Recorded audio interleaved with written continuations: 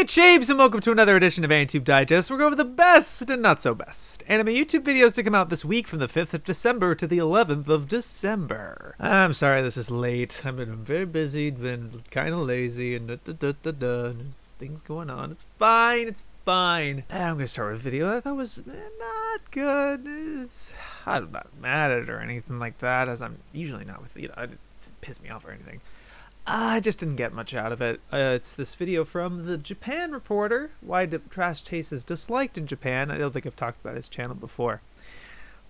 I just didn't get much out of it, and I think the large of it, it's just, again, it's about the presentation, where, yeah, not that this is a requisite, really, but when you're criticizing something, it kind of helps where you share that opinion. Where it's like it's coming from your perspective. Again, it's not a rule or anything. It's just something that I prefer with videos, I guess. Clicking on this video, I would assume that he has a similar perspective and he's going to be arguing for this dislikes and their problems that they have with people as a Japanese person. But he starts very early in the video. It's like, no, I love the Trash Taste guys. I think they're funny, but people in Japan don't. So it's like, okay, you're framing it as like distancing yourself from the argument, and it's like, why are you making this video if you don't necessarily agree with it? Obviously people can make videos about things that they don't agree with, that they're making a video on, whatever, obviously, but it's just, it doesn't make for a stronger video in my opinion. I don't know. It just doesn't entice me to keep listening. You know what I mean? And the other thing that really didn't help with this video is that there's no real sources. I mean, there's various shots of various articles maybe, and none of them are really like translated. These just like, oh, news media are picking them up or talking about them because they're so huge. It doesn't translate any of them. I appreciate that he's speaking, he's having his videos filming in English, and a lot of the text is in English, but the articles themselves he's showing aren't. But also, people in Japan dislike Trash Taste. His evidence, I think, are YouTube comments or some comments, but he's not showing any of those quotes. He just puts the text as like, this is what people say, and he just puts it there as like a subtitle, but there's no screenshots. There's no in-person, this person doesn't like Trash Taste from Japan, wonder why. There's none of that. So it just feels like complete speculation. I don't not believe him that there's people like this. Seems like a reasonable perspective. But especially when towards the beginning of the video, where he's trying to contrast this with how everyone loves Chris Broad. Everyone in Japan loves Chris Broad. And it's like, why is it so different for Trash Taste? And I don't know. And I also just don't know if the reasons were all that interesting or compelling. And they were also like very old. Trash Taste has been going on for about 4 years now. And the first reason being that like they're not social distancing and they're not wearing masks while in the podcast. And I don't know if that was a huge thing in Japan with and it's still kind of a thing. People are still wearing masks. But that was a thing even before the pandemic, wasn't it? They were way more conscious about health, and the masks were way more normalized. I mean, he makes the concession that, yeah, it's kind of, petered off since then. But there's still this stigma where if you're not wearing a mask, you're kind of like stigmatized or whatever. And there's like, especially if you're a foreigner. Which I guess, but it just feels like such an outdated argument to be hearing in 2023 for me. It's certainly, maybe at the time, but like, why is that the first thing you're bringing up? I don't know. It was just strange. The other two reasons, man, they didn't even stick out to me that much. It was just like they say some wrong things, like they paint Japan in a bad light or something. But like that's everything.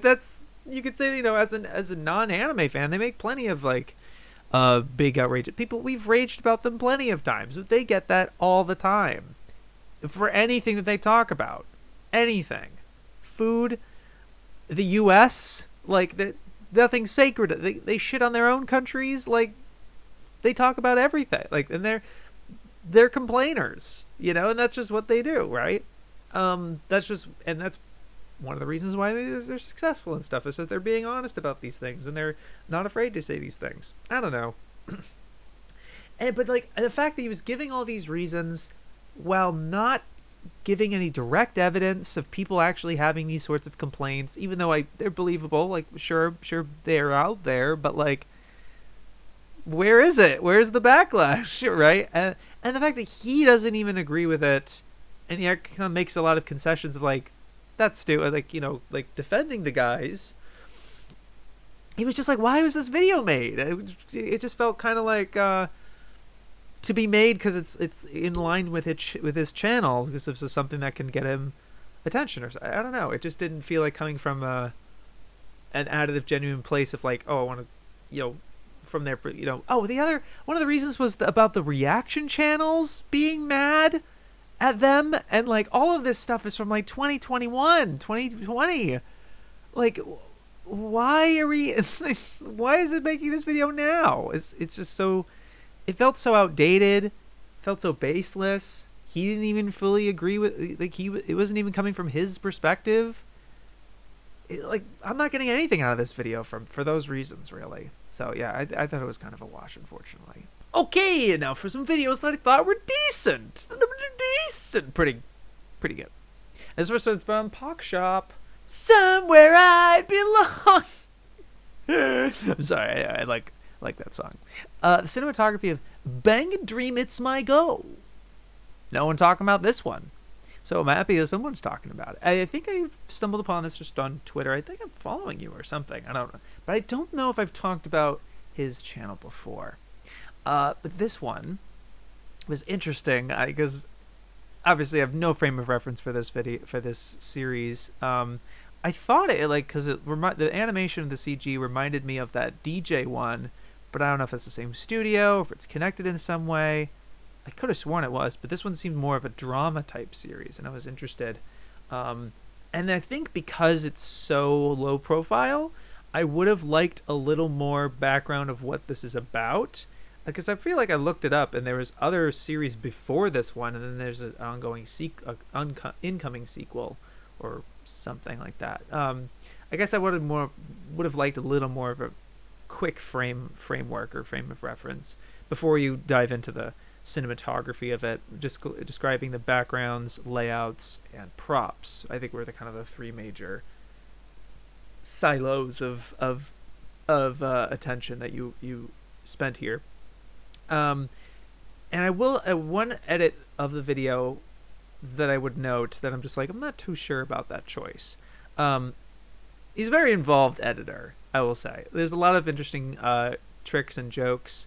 There's an interesting cinematography. There's like a big, like, a word, a characterization, and it pans with the panning of the shot itself, and the characters are kind of superimposed in front of it.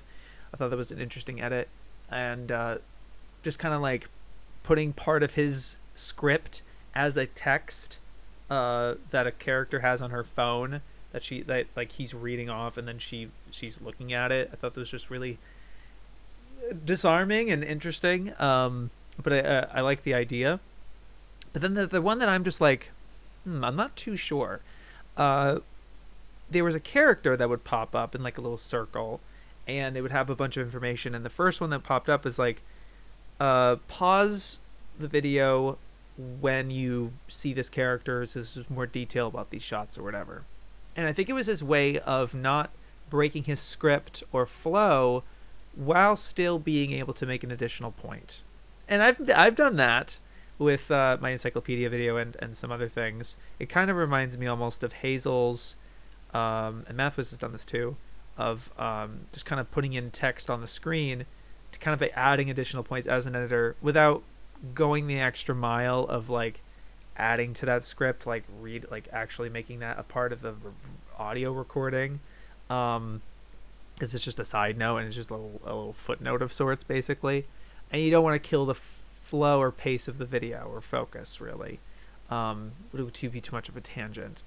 So I didn't pause for those moments because I didn't have much of a frame of reference for this show, so I was really trying to pay attention to what you were saying so that I could follow it.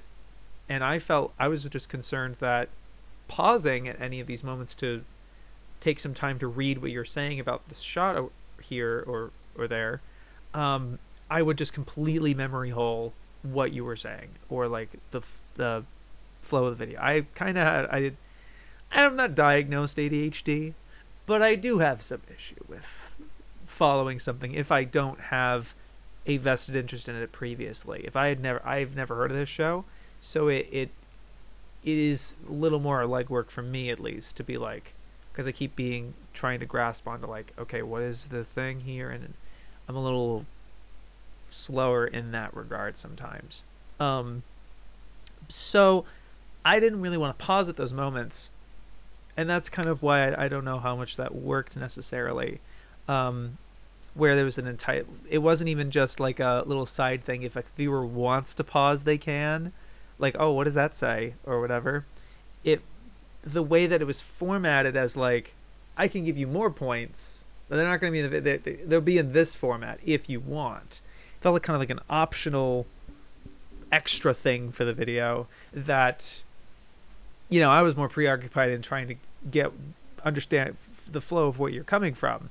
And not as much, it didn't as spark the same kind of curiosity than if it was just like a blurb that just has something like, oh, what does that say, or whatever. I don't know. Or especially the framing of it specifically is like, I'm going to show some stuff throughout that kind of feels like a tangent point. And again, I didn't read them necessarily, so I could be misinterpreting what these are trying to do or whatever. But yeah, it felt like pulling attention away from the train of thought in the thing. And I honestly think you could just instead incorporate it into the video. The video is only 11 minutes. I feel like I think you did that like 3 or 4 times, and they may each felt like at most 1 minute point.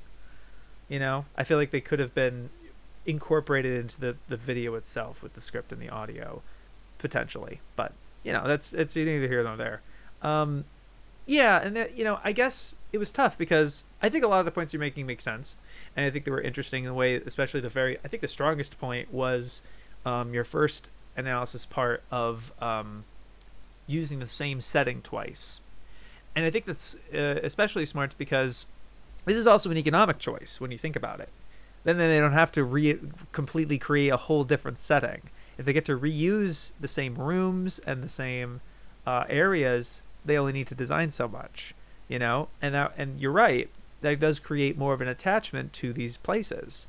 It's no different from Heidi with Isao Takahata and Hayao Miyazaki, where that first chunk of the show is all in that kind of regional area with the same house and out in the wilderness, out in the mountains and stuff like that, and it's not as descript, I guess, and so you can kind of get away with reusing backgrounds and stuff like that. So cost saving techniques are important, you know what I mean, in order to get this stuff made in general. But it's cool that it then loops it back into being more of a thematic use where there's a dramatic parallel. It's very similar also to like when I'm thinking about like theater. I come from a theater background, and like, being able to tell an entire story within one set, one room, or even just having to do one scene change. If you have panels that represent like the walls of a room of sorts, right?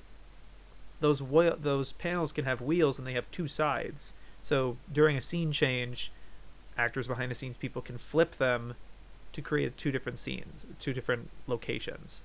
And so developing action and story just using those 2 locations and flipping back and forth between them, right? Creates a sense of place, familiarity, and it's an effective choice. Like, it's a realistic, grounded kind of choice. So yeah, not that was necessarily your angle of like how it's using its production or something like that. It was just a thematic, a cinematography choice. I'm just bringing that other perspective up. I also like the observation of the character always sitting in places with other empty chairs, kind of like trying to invite people to come to her because she's lonely and everything. I thought that was great. yeah, I guess I would have liked more, just a little more overall background, where like some kind of brief net of like, oh wait, this girl, she broke up with her other band, and now she's with this other band. Yeah, I don't know. It's just something like that. I felt like maybe I only watched through it once or whatever, but it felt like you kind of did talk about it under the presumption you had seen the show, and like yeah, this represents her manipulative nature. I'm like, oh, she's manipulative, huh? I would have liked something maybe of like framing it of like she's this position in the show, this the show's villain or the show's hero, or I don't know. Maybe boiling it down like that would be too pedantic or unnecessary, but I think it would have helped me at least, especially if it's just kind of a fairly obscure show. I get that you kind of connected with like, oh, Bocchi the Rock was popular last year, then this year is Bang Dream, and it's not on the level of Bocchi in terms of profile. People I had seen, if it was a Bocchi video, I've seen Bocchi, so that would be something I'd be like, okay, you don't need to explain the positions of like, oh, she's the drummer, she's the guitarist, because I've seen it. Not as much the case with Bang Dream, I guess, but I get that being kind of tedious to do for everything, for people, for things you talk about. I get it. Yeah, I guess that would be my feedback on that. But I did enjoy the points that you're making here, and the editing choices are pretty involved. Yeah, and obviously I love just being able to talk about a show that's current, but no one's talking about. I'm a big fan of that. I similar with my Mahojin Guru Guru video from years ago. It was like nobody watched it, and just analyzing and stuff like that. I get it. Yeah, it's good. ThatOneLucarioFan started up a new web cartoon, new indie cartoon, Nokoribi.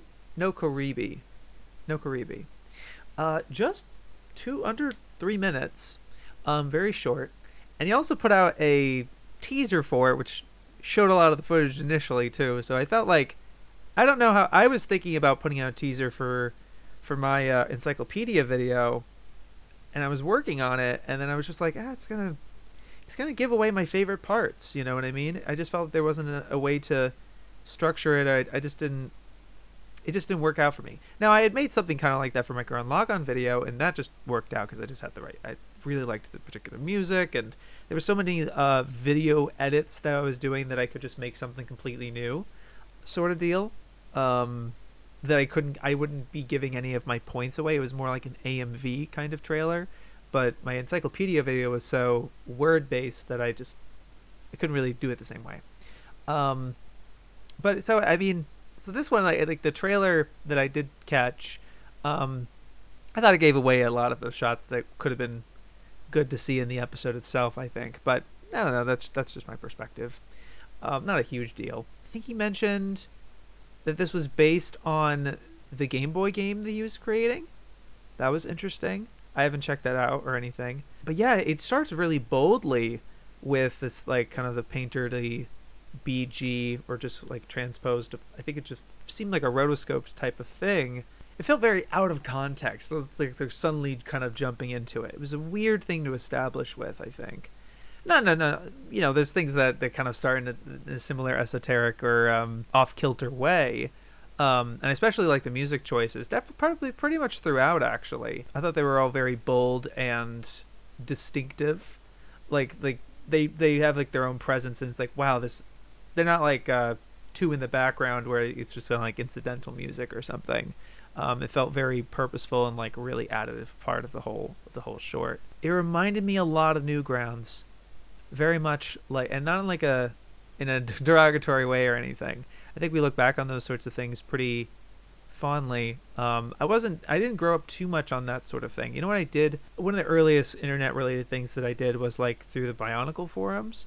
And there was one MS Paint type of thing, or like sprite work and certain movies like that. So I was getting kind of those vibes. I have to say that I usually don't like take comments into a factor. I just, wherever, it's not like a rule or anything. It just usually don't affect me. But it was really, it just stuck out to me that one of the first comments is like, "Is this a yaoi?" When like and I didn't read your reply to him. I did appreciate that. Like, you really gave this really lengthy reply when it's just like kind of a one-off comment. But it was hard not to think of that then when I was watching the short itself. because they're just really good friends. This dragon character and the boy. Although I thought it was really fast.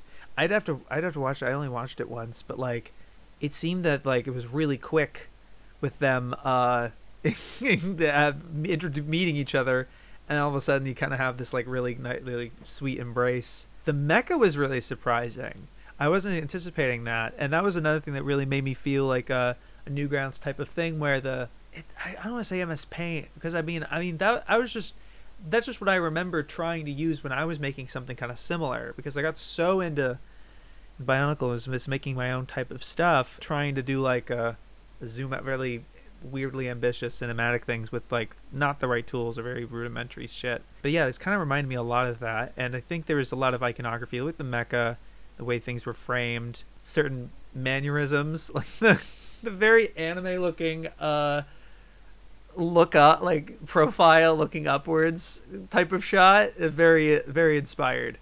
Not in direct, I mean like that's the good shit, you know what I mean? That's the stuff that like gets me. I enjoyed that, but it was just like disassociating almost. I don't know why. It was just something strange about it. There isn't too much in the way of environment beyond the initial scene, which felt very out of... It felt like it was a completely different style, right? Like you did this kind of like rotoscope looking thing with the background, you kind of jumping around your yard or something. It felt so isolated from the rest of it, which had these very simple backgrounds, kind of reused almost. And the reuse is not an issue, really. What's so funny? Today, I've just been obsessed with this Golgo 13 anime that was just unearthed from 1971. Nobody realized it existed, a fucking Golgo 13 anime from the 70s. And it's a TV series, aired about 10-minute installments, kind of weekly. And there's a couple of episodes on Internet Archive and everything. And that has very little in the way of animation, but it's very like... It's all about camera movement. It's all about composing the shot and moving the camera in such a way to change the shot, which is really interesting to me. Not that it sort of necessarily reminded me of that. I guess it was in that mindset of like, animation's really hard. I guess. Yeah, but there was a lot of like delightful surprises, really good music, and overall I could tell that this is a really like big earnest thing that like not as many people would go out of their way in this sense, especially basing on something else that you made, like an adaptation of a different story that seems already fully fleshed out and everything. I don't know the length with not the output, I guess that's TBA or whatever, but I guess a framing of like what's the scope of this story. It seems like you have the whole thing in mind, like you have it all kind of figured and laid out, but a matter of just implementing it into animation, I think. So it'd be interesting if like where this is going and everything. That's about as much as I can say about it. I did want to talk about it because it's obviously a big deal for you. So I'm very intrigued by it. TrentinArt is back. Well, he's been cooking. Yeah, every week. Not every week. Yeah, it's been regular though. It's been pretty, consistent, I think, with the history of Weekly Shonen Jump, 1980. And I just was interested because, Dr. Slump and everything. And it had been a while since I clicked on it. I haven't been following every video. I should, because I do really like the format here, or just going through everything. Although I did appreciate the transparency where he talks about, going into these later ones, he's going to be spending a lot of time having to be able to, he needs to read Captain Tsubasa and Katsai and all these others to be able to talk about them because they're important and big names. So there not going to be as much discussion of the Axed series, of the kind of the small fry and the flops, from now on, as much as there were in the previous videos, which I think is a fair concession to make if you want, for sustainability's sake and for the flow and pace of a video. It just makes sense that like if you want them to remain this size, because a project like this, especially when you're making them so regularly and like something sequential, I've seen this habit in YouTube where people make a video and then they make a slightly longer video, and that prompts them to make a slightly longer and longer video, and by the time they're on Final Fantasy VII, it's 2 hours. Or do you know what I mean? if you're making sense, people have made similar kind of videos like that where they're going year by year or game by game, and it just gets longer and longer, right? Because they get used to that, they get more accustomed to writing, they get more ideas, more expanded. They see the previous ones like, I actually want to do more, and it just gets away from them. You know, it could become very, very unwieldy. And I think it would be excellent if you were able to really see this through and make an entire series. You got plenty more to go, but it would be really valuable and impressive, I think. So I hope you kind of can keep this sustainability, the format you have here, and the containment of kind of keeping it around this length. I just think for your own sanity. But I mean, we're already, going to start talking about these much larger series. I mean, tackling fucking Tsubasa, are you kidding? I mean, obviously, as for this video, right? Sorry, I don't have too much to say specifically because it's just kind of the similar format. I like the amount of examples, the clarity in the information and what kind of information you're giving, and not being afraid to just be like, yeah, this one has a lot of homophobic stuff in it. Just be warned of that. That was pretty disappointing to me. That sort of thing is great. I like that this series isn't as much about your perspective of like how much you like it. I think it's fair to give a little bit of that. I think I've talked about the encyclopedia last time I talked about your videos or contrasting it or whatever, because it's kind of a similar encyclopedic type of thing. I don't have a full problem with giving your thing, being like, yeah, son, the Kamengami thing didn't do too much for me. And I don't remember the context of me watching the first episode. I remember watching the first episode for High School Kamengami, and I completely am with you there. Like, the exact same things you were talking about, like the reference humor, the faces aren't that funny. I'm with you. I'm with you there. It's like, yeah, okay. But how does that preclude basic information? I don't think so. I really appreciate that you were really giving all the, what is this? What is it trying to do? That's something that's doing it, especially in the context of the rest of the magazine at that time. Like, it's complementing really nicely with Dr. Slump, another gag series, stuff like that. So it's like, as long as your opinion of these titles aren't precluding the basic information, and and are not, they're just not that elaborate, or I guess it's fine if but they just don't take up the bulk of your perspective on it.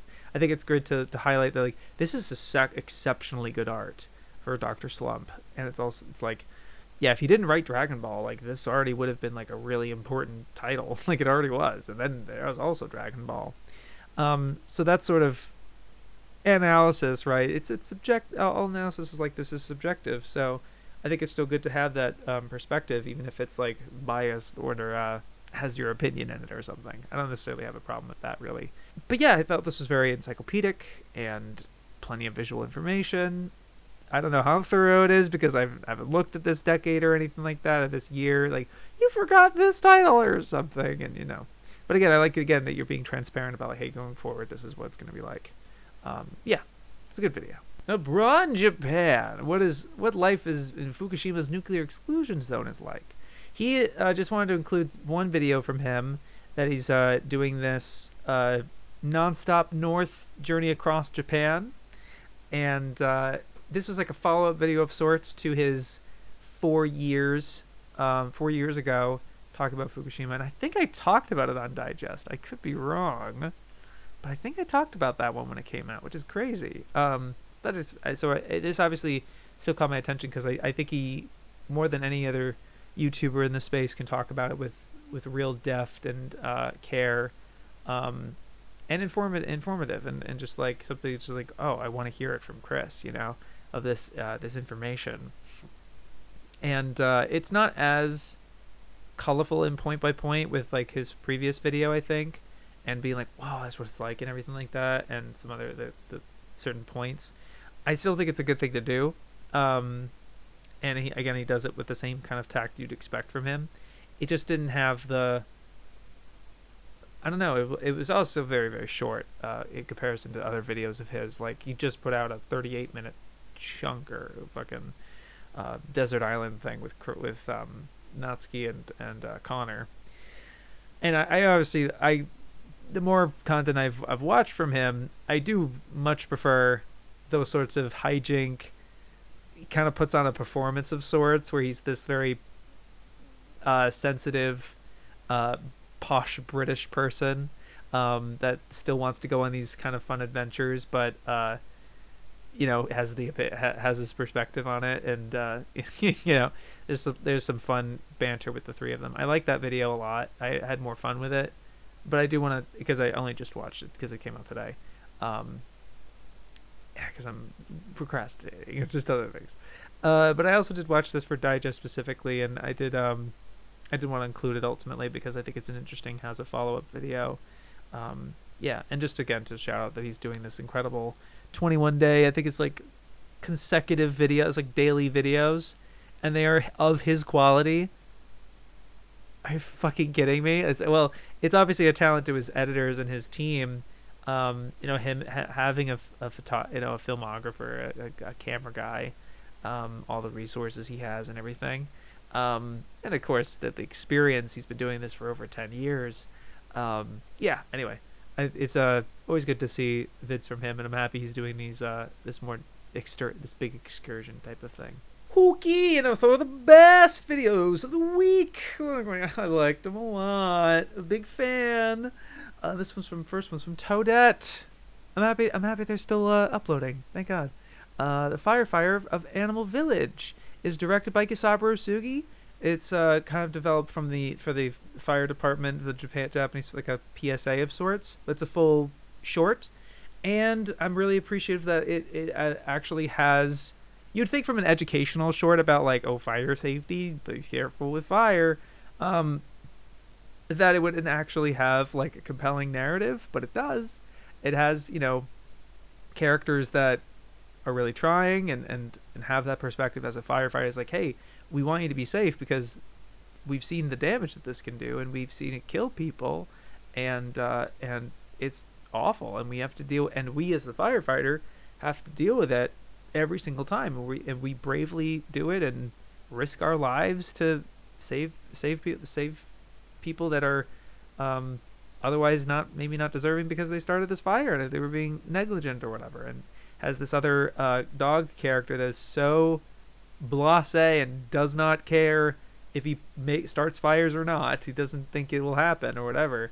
So it was able to convey information in the way that you would expect a PSA to, but with characters you care about, and I think really good energetic direction from Sugi, and really good effects animation from the various animators that are listed in the description. Again, Toadette uploading this in the best quality it is, subbing it, translating all the credits, kind of explaining where it comes from a little bit, highlighting in their Twitter threads in a different place of like things to look out for, like really what's remarkable about this, and just really valuable, really about additive stuff that it's I'm happy this stuff is like uploaded on YouTube, and more so than like the stuff that people pirate or whatever anime or something.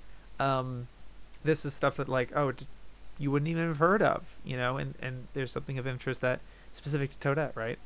And I guess I focus more on the short itself because it just, I don't know, I don't usually talk about them in that way, and I was realizing that as I was watching it, so I'm like, I should probably like really think about that as with my talking about Digest. Not that, because again, it's not like Toadette was responsible for anything in the episode itself, in the short itself, but just describing of why I enjoyed it so much, and I'm just more than happy that Toadette uploaded it. Yeah.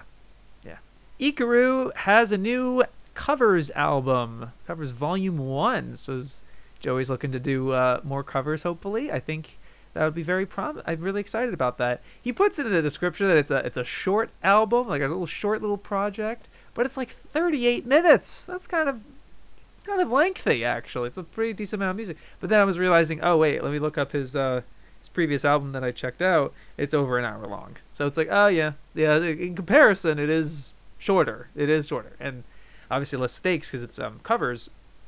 And I'm not familiar with pretty much any of the original songs. So I didn't have any and I'm not going to be talking so much about comparing them to the originals. I didn't go out of my way in that regard. So really, just for these digests, I just, especially with albums like this, I really just want to appreciate and enjoy the music. I think this is the third in a row where I've able to have something like this. It's been a nice part of my day with digest, I guess. 2 weeks ago was Frogs in a Pond, and a week ago it was Marty with that Image album. Yeah, I love when that YouTube is able to have this, you know what I mean? But this time, unlike those other two projects, I was like, this time I'm actually going to go track by track and write down, so I don't just say I liked it and move on, you know, whatever. Not that I'm going to analyze every single track, but I noticed that I like that Joey put on the cut, it's just one image, but all the tracks say what it's a cover of, but they have their own titles. So he changes, like, When the Summer Ends by American Football, and the track is called When the American Summer Ends. So I like that the covers actually have distinct titles. And the last title is a little it was because the last title is Ikaru is Going to Die Soon.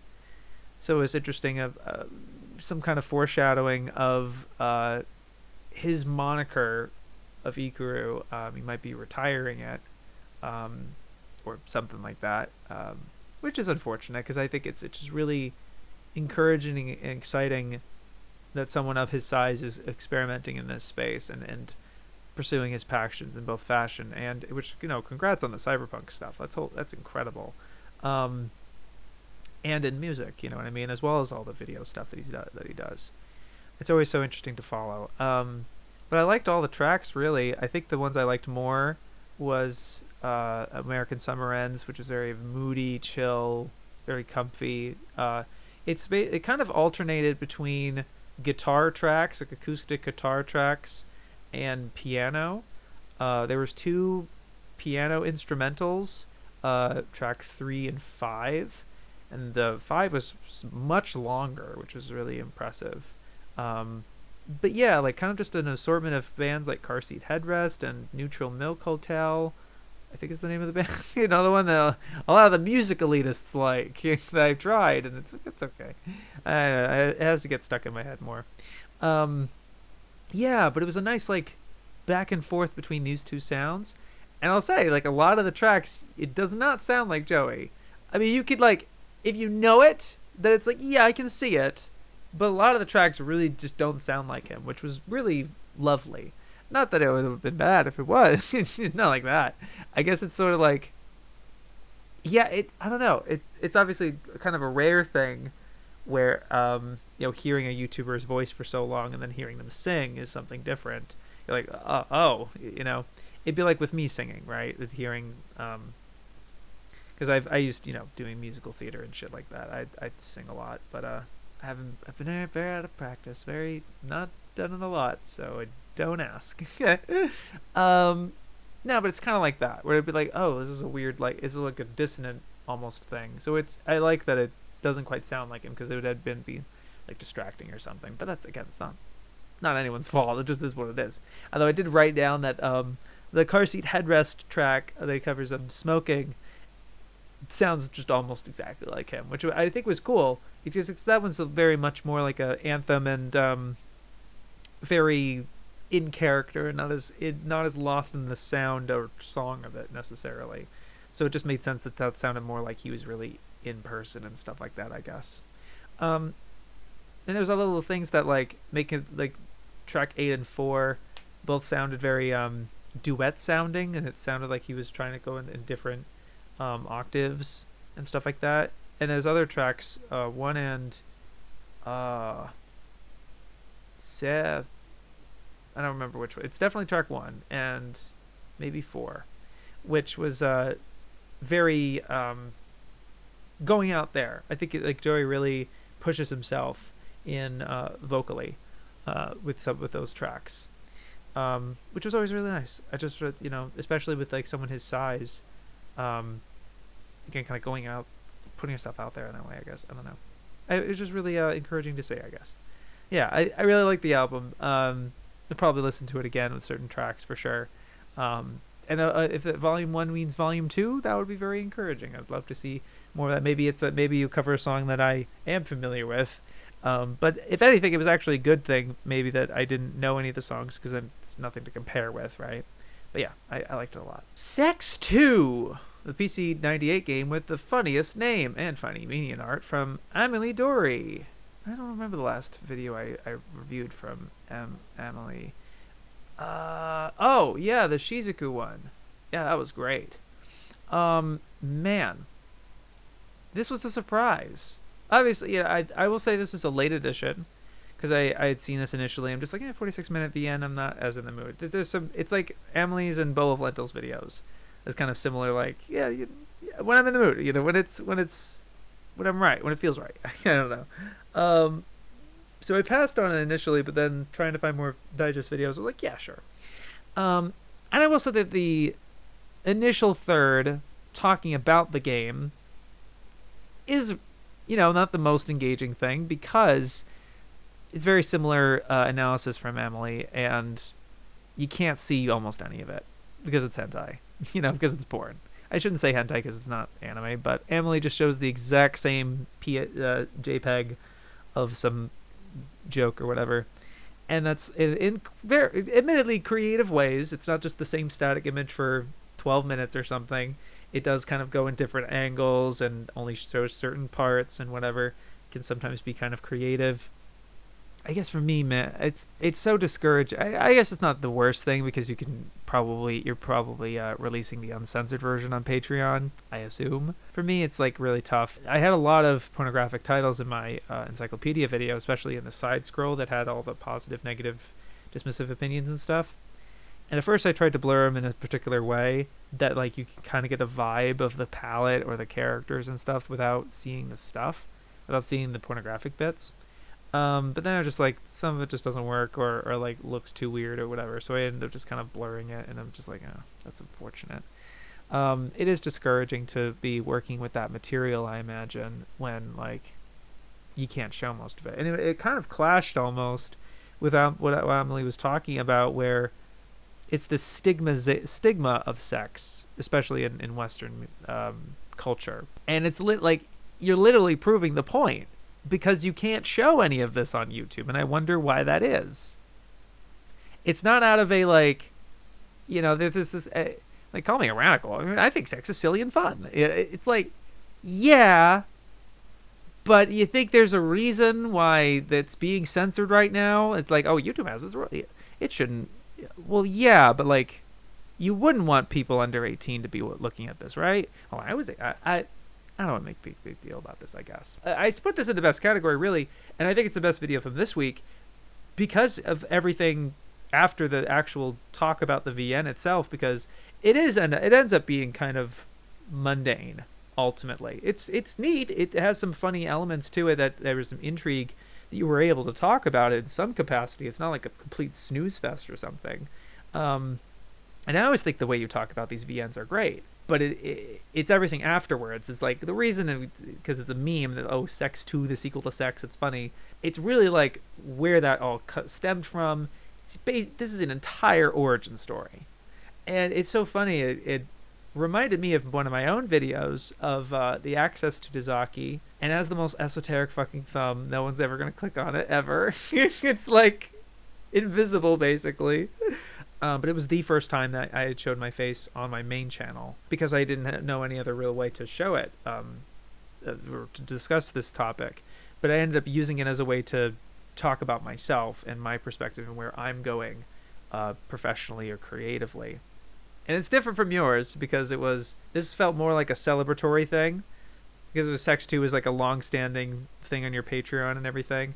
And it was like, I guess, the 2-year anniversary since really relaunching it. You had made videos beforehand, but this sort of felt kind of like a culmination of sorts. It's like but the introspection, the analysis, the vulnerability you show just being on camera, because I know that, like, it was the first time I had seen you on camera. Yeah, and I just thought everything about with the most of the video, where it's like, it turns out I don't have too much to say about Sex 2, but let's talk about why I talk about it in the first place, and why we're here. It was just kind of the excuse to talk about, like, why do you talk about these visual novel porn games and everything. And it's even kind of, to me, it feels disrespectful even to call them porn games, because it reminded me of the Encyclopedia's perspective on these visual novels, where it really sounded like they were all porn. And like, yeah, don't get me wrong, a lot of them have porn in them. Like, it is what it is. Like, they're not making that up necessarily, but it's all about their framing and perspective on this medium, which they don't really show that much respect for. And what I love about your channel, and also Bowl of Lentils, is just that this is an entire world with real people who deserve respect, who deserve recognition. Like, this stuff is interesting, and this stuff is a part of culture and a part of history. The reflections and choices they make that might not have been the wisest, not in terms of like whether it has sex or not, but I mean, like, you know, in Sex 2's case, like the weaknesses that it has, that you bring up, the kind of the shortcomings and stuff like that, it informs art as a whole. The stuff that the VNs do can be no different in the way storytelling works, the same way as other things. We just learn more about the world and culture and our own understanding of life through these shitty VNs or whatever. It really was just like a kind of a whole broad thesis statement of this respect for this stuff that I really, really respect and really want to champion in my own stuff, you know? I really resonate with it. So yeah, this was wonderful. I really, really liked it. But we're not done again. What? Oops. It's in a Pitstop again. This time I've seen the entire video, all 4.5 hours of anime backgrounds. I gotta tell you, dude, right at the jump, I love ya. I love this video. It's probably my favorite video of the year. I can't really think of another one that comes to mind, really. I don't know if it needed to be this long. It's just, you know, I get it. Where, like, when I talked about Naruto, I didn't care how long it was going to take. Because I was like, I'm going to talk about everything that I want to talk about Naruto, and then I'll be done with it. I don't have to talk about it anymore. You know, you just want to put everything into the one video so that you can move on and do something else, and you don't have to just make anime backgrounds 2, right? Even though you could. Yeah, right? Even though there's yet more to talk about and everything. But the reason I say this, like, it probably was too long, but obviously you're really in deep, you know, you can't kill your babies, etc. It was because there was a lot of repetitive points. It was because it was a lot of, like, there he is again, here's the guy, here's the theme, this is why this one's so good, it's similar to this, why this other one was so good. I thought what a great strength of this video was the way that you introduce it title by title, decade by decade, with a little montage and everything. And you could automatically tell that this one was so distinct from every other title you talked about. Even if it was like Mononoke and Mushishi. Just the fact that the backgrounds, and obviously your choice of music and everything, they were different. You know what I mean? Even though it's like, oh, yeah, whatever. Each one felt so purposeful. It's like, I really have the thing to talk about. Out of all the titles I could have talked about, gotta talk about this one. Or like the way you compartmentalized everything and really made these selections was so vital to the success and the longevity of this video, to not make it feel repetitive. Obviously you're making repetitive points, but they're being transformative and molded to the particular anime or whatever. And this is similar to any long video that, I mean, I've made a similar long video just the same month. The points loop into each other. They loop back, you know, they really complement and be brought back, and that's going to be brought up a lot, etc., etc. That sort of thing's just going to happen naturally with any long video. No matter if it's 4.5 hours or 3.5 hours, which would have still been long, which still would have gotten you all like, holy shit, IP, you did a big video. Wow, what an achievement. This could have been 6 hours and you would have had the same thing. You know what I mean? So that's why I'm saying, like, I think a tiny bit more curation where you really have to look at it and be like, do I really need to talk about Heidi and Marco and Remy? Which, by the way, Remy is not World Masterpiece Theater. Just saying. It's okay. There weren't that many mistakes in this video that I could that I could pick out. Really not many, which was insanely impressive for just how much you're talking about. It's unbelievable. There were certain titles where it's like, yeah, it made complete sense that you bring up these titles because they're going to fit in what you talk about in the 90s or 2000s later. And choosing the artists that you would, and how they all kind of stem out from Kobayashi, the GOAT. Thank you so much again. Like, so spot on. Obviously, the reason I love this video so much is just how much you're constantly bringing up the creators. You're constantly letting the anime speak for itself and exposing your audience to these titles. The fact that you bringing up Gamba and Remy and Heidi and like so many good titles, and I just stuff that I'm like, these other guys never have seen it otherwise, and now it's like, oh, I gotta check this out now. I'm just like so happy, and I'm also happy that it's like, I don't exactly know how many episodes of each of these shows that you watched, but are like Belladonna of Sadness, and like I don't know how. I would love to know, out of all of these anime, like all of them, I really want to know about all of them. Like which ones did you watch for the purpose of this video? Like, had you like not seen did you see Angel's Egg before watching this video, before making this video? Had you seen or were like, familiar with Mononoke before that? I'm not sure. There's certain other I knew like Tatami was one of your favorites, stuff like that I was like, or Laputa was like an early one for you. But I would be interested in like this. Obviously the selection process makes a lot of sense because you were able to really tackle practically everything I could think of like what to talk about anime backgrounds about, of like playing with contrast, one type of setting versus another type of setting. You focused a lot on the post-apocalypse side. There's Future Boy Conan, Girls Last Tour, I guess Angel's Egg kind of counts. Oh, so many. The destruction of things. It just made me realize that like anime has this proclivity, and maybe I'm just like stupid. Media just does this, right? But I just realized that there's so much Japanese media ending on the destruction of something.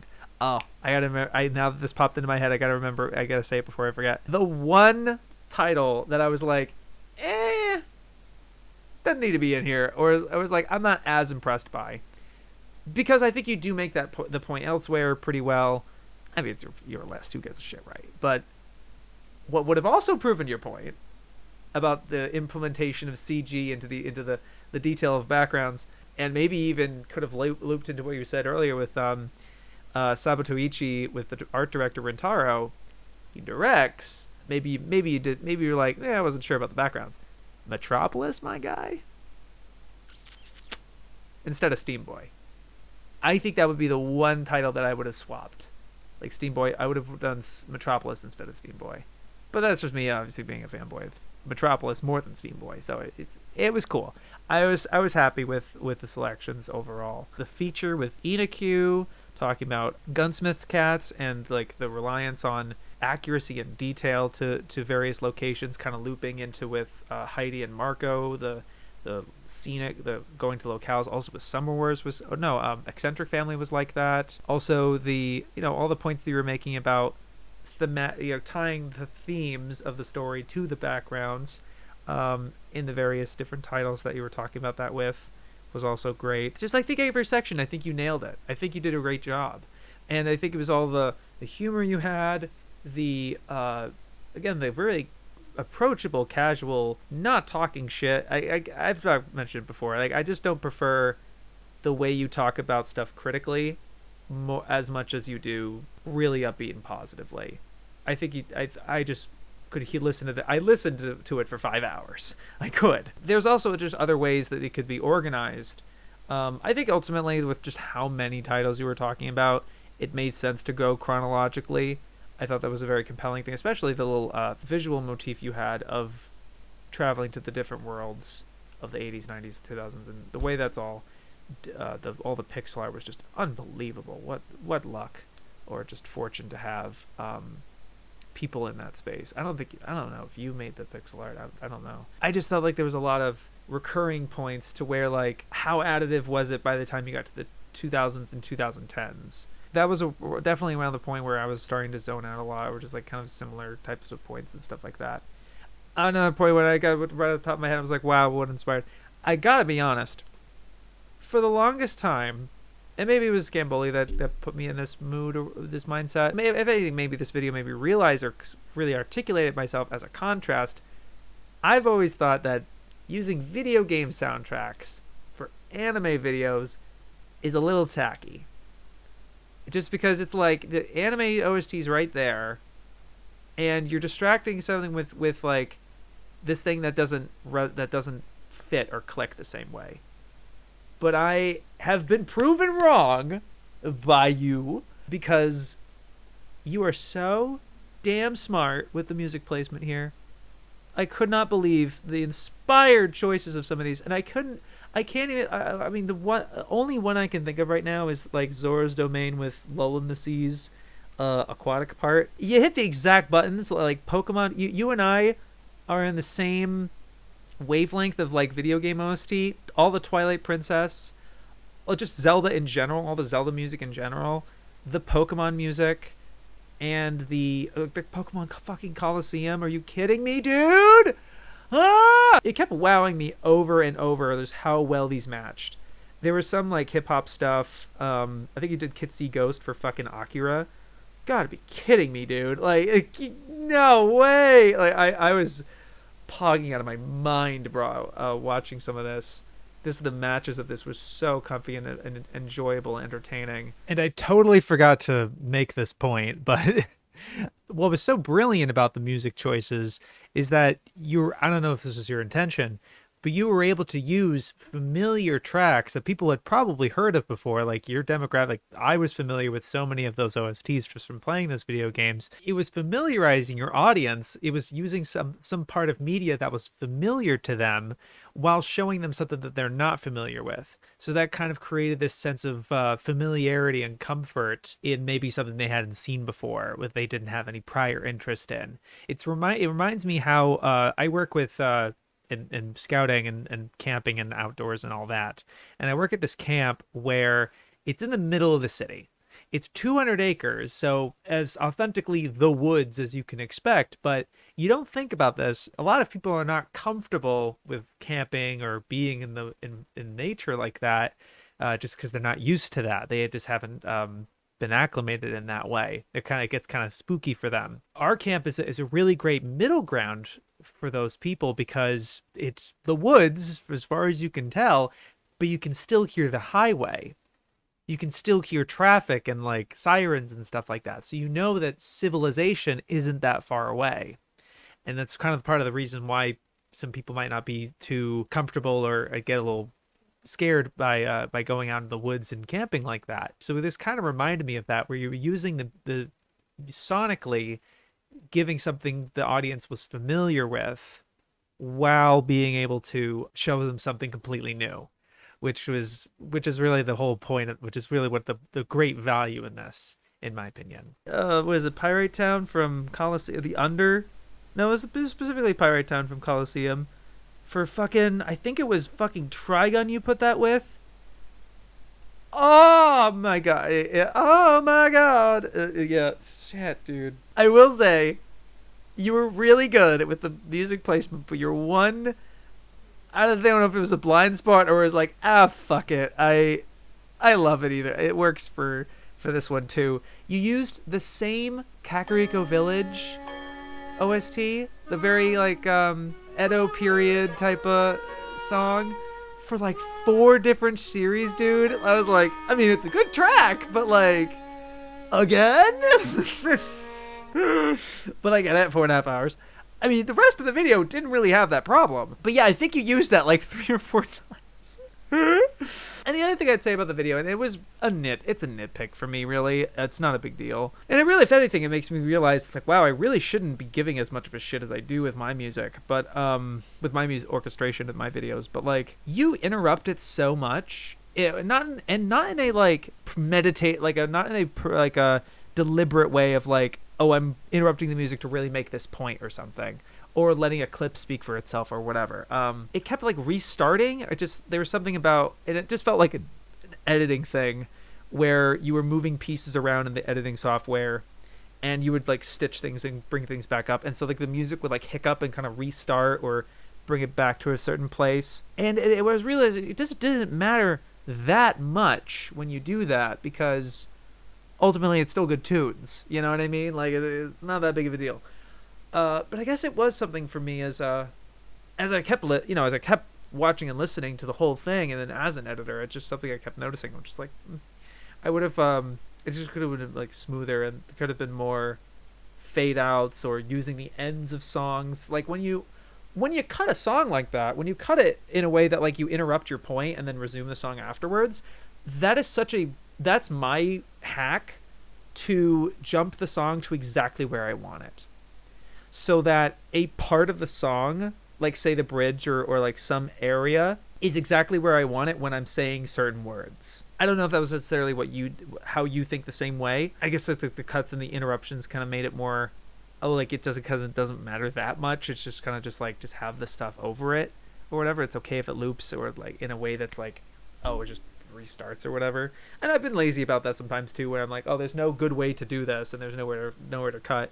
I'll put it in a place that people might not notice or won't find distracting or whatever. I guess I just found it a distracting a number of times that I remembered it. I thought some of your best analysis was when you focused on particular moments. I think Ava was really strong because I think it was just obvious. I think it was just really smart in general, just to like, because yeah, episode 4 is very memorable for its backgrounds and stuff. I liked also with Ghost in the Shell, you focus specifically on, and you say as much. I like that you like specify, like, we're only going to focus on this part or whatever, because you're covering your bases. You're going to be like, oh, what about you're handling or brushing off the actuallys like myself. That'll be like, what about this other thing? You know? Yeah, I know. I am that person. I am that guy.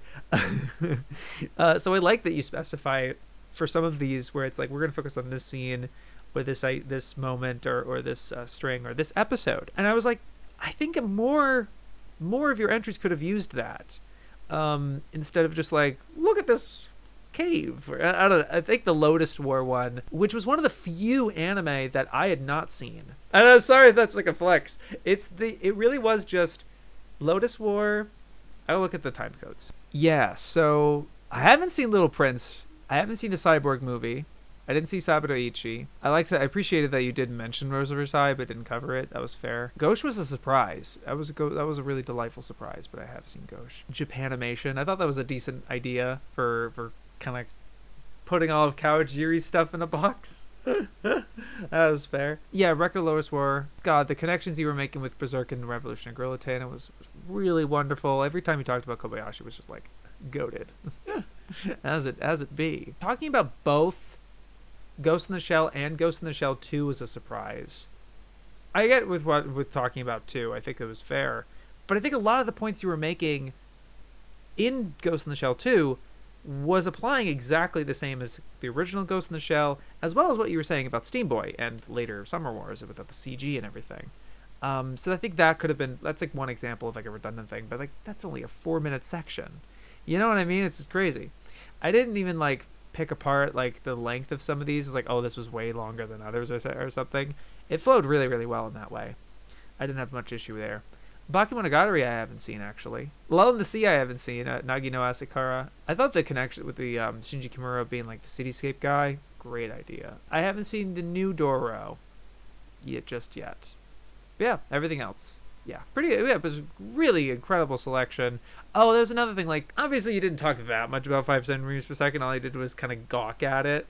I thought we were making the points you were making about Voice of a Distant Star was really good, though. But still, things like that was just like, oh, and also, you know what I mean? But I didn't look at the math in terms of like, oh yeah, you did this many from this decade, and they only spent this much time or whatever. I haven't seen like the allocations, but obviously when you make a video like this, maybe that's not how you went about it, but yeah, I imagine it's in the consideration and stuff, with just the sheer amount that you're talking about. Yeah, was that enough coverage for you? It's pretty extensive. It does look like the video seems to be doing all right. Congratulations. Sleep easy. Rest the rest of the year or something, and looking forward to what you got next. You know, the thing that I'm most excited about with you is I really hope that this enriched your love for anime to where you'll just keep coming. You know, I'm just really happy for you that you can that this hopefully means that you'll explore more anime and you know, I'm not expecting another video on this tier or something like that. We'll make another one like this. Do this about character designs or or music, whatever. No, it's a, you know, you do your you know, you can be like, that was that's enough. That's too much. Maybe, hopefully you don't catch that bug and this is all you can make now. Oh, sheesh. Because that it does happen with some YouTubers, as you know. No, but I just really hope that this enriched your experience with anime. It seems like it, with like all the, I'm creating this list of places you need to visit now that were based on some of these locations. I think was really smart. Synergy and love and detail, and all done very properly, in my opinion, with the sourcing and the respect. Yeah, it's goated. This video, very goated. Oh, that was the. I will say, might have said that one too many times. It's like when everyone's a goat, then no one will be. But I did like it. You did specify that Kobayashi is the guy, the go. That's the. There's our guy, and then there's cool guy, and then there's this guy, but then there's the goat. But I get it. The verbiage is addictive. I certainly say it. But this video, like this video, yeah, very good, very lovely. Probably my favorite of the year. Great job. And that'll do it for this installment of AniTube Digest. Thank you very much for watching. You guys are great. You have a great week. Yo, peace.